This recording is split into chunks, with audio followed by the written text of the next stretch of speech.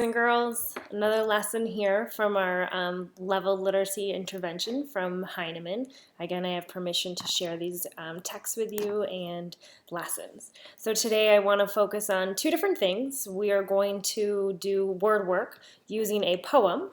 Poems are often nice because a lot of the words rhyme, and they're really fun to read and to reread again to continue to practice that fluency and accuracy. And then we'll get into a new book. I'm really excited to share this next book with you because I know that you enjoy the characters that is in this book. Hint, it's a series. All right, let's take a look at the poem, the word work that I want to share with you today.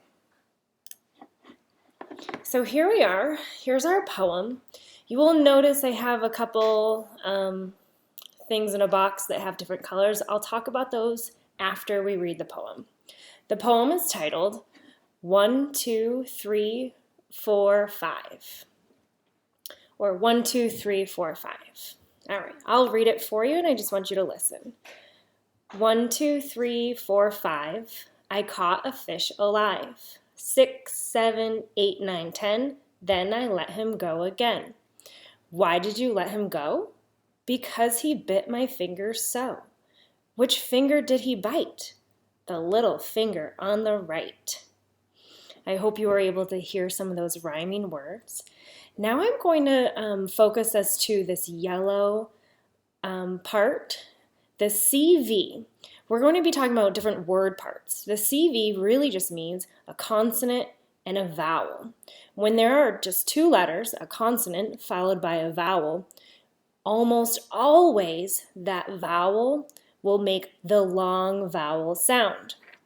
Now that can vary, depends on what letters at the end or what vowel. So I'm going to go ahead and find some of those words that are just a consonant vowel, and I'm going to highlight them in that yellow. So I'm going to find two-letter words, and let's see if it has that long vowel sound. Go. There we are. There's one. Why did you let him go? There it is again. Because he bit my finger so. Wow, there were a lot of consonant vowel words right there. Let's continue and see if there's any more. Which finger did he bite? He starts with a consonant, ends with a vowel. The little finger on the right. On is two letters, but does it start with a consonant? Nope, it starts with a vowel, so we are not going to highlight that one in our word pattern. Okay, let's go ahead and look at the next word pattern. I'm going to switch my color to that blue. This word pattern is a consonant, vowel, consonant. So three-letter word. When the vowel is in the middle, the vowel will almost always make a short vowel sound, meaning it won't say its name. So let's look for some consonant vowel consonants. Well, I'm going to go to this next part of the poem, and I know this first word, 6. I see the consonant as an S, the vowel an I, and another consonant, the X. X. And I know that that vowel is saying that short I sound. So 6 is a consonant, vowel, consonant that follows the rule. I'm going to keep going on. I see that word 10, t, n. It makes that short vowel sound. Let's keep going to that bottom, the next row. Then I let, there's one more, let him go again. I'll find one more, this next word, him, It has that short I. It's a consonant, vowel, consonant.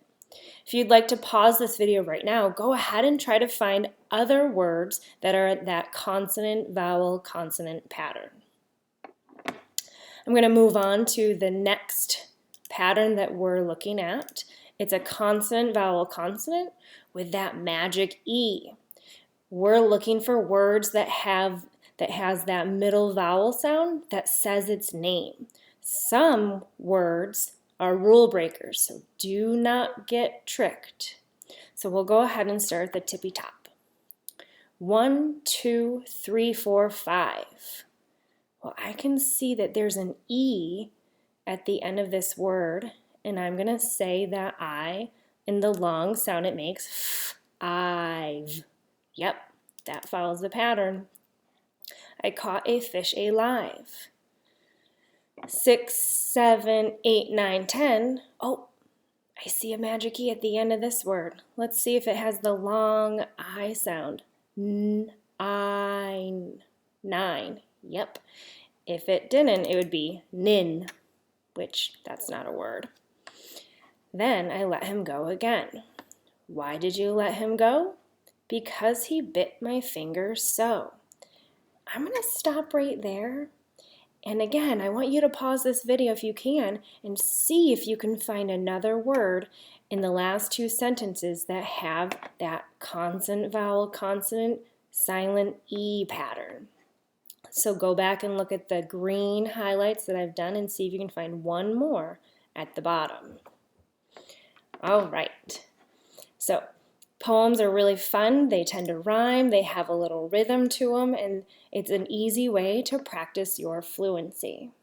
We're going to move on to the new book that I have today. I'm excited because I mentioned earlier that it is characters that we are familiar with and usually really enjoy reading about. And so I won't keep you waiting any longer. Let's go ahead and take a look at the book. It is our Orson and Taco series. I'm seeing Orson there on that front cover. I remember that he has a longer name, Orson, and he has that longer hair. And this is called The Good Dog. I can see that consonant, vowel, consonant pattern right here in the word dog. That O is going to say the short sound. So I'm going to read this story for you because it's a little bit longer. What you can do is, pause it at any time and then you read it.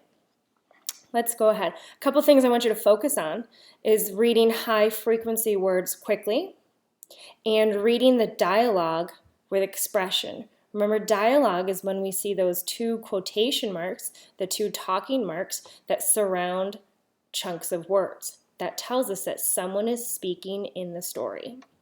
Let's go ahead.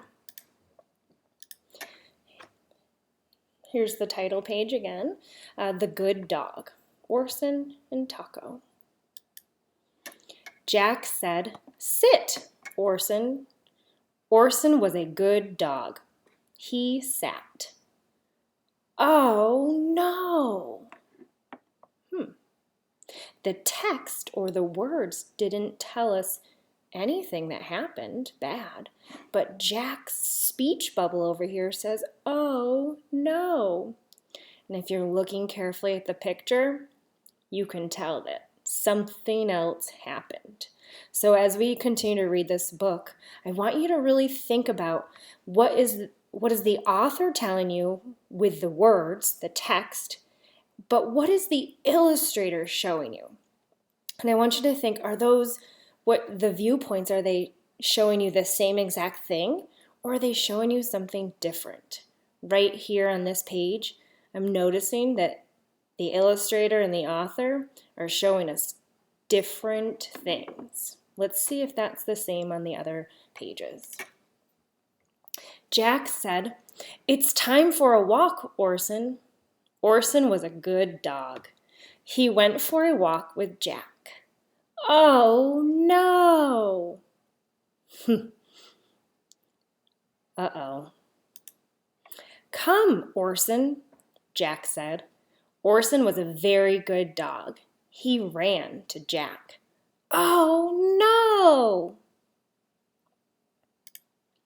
Roll over, Orson, Jack said.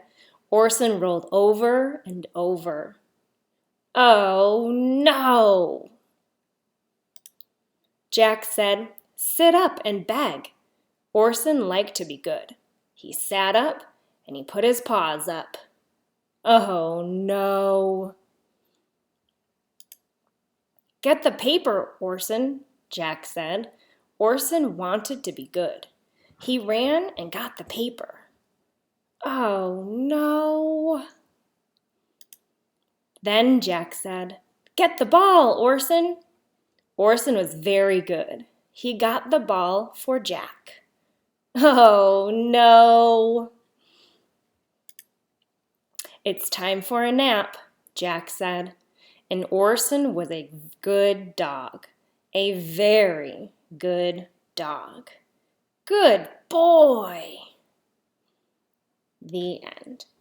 So if we think about that question and wonder what I mentioned on the first page about the author and the illustrator showing different points of the story, I just am going to turn back to one. How about this one?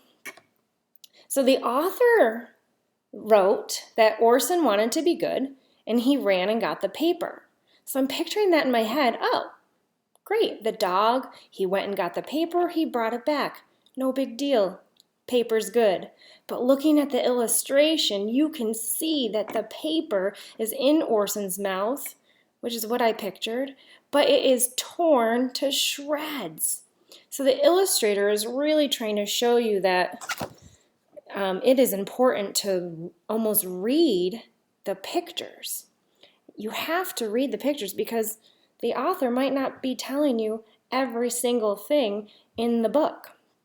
Let's go ahead and look and read another set of pictures. I like this one. Jack told Orson to roll over. So Orson's a good dog and he rolled over. But look at what he's rolling over. Those poor flowers are getting destroyed. Orson doesn't think he's doing anything wrong, though. Take a look at his face. He is really enjoying rolling over. But then you look at Jack's face and he's like, "Oh man, that's not where you were supposed to roll over." So again, another thing to think about when you're reading. I'm going to turn it over to me.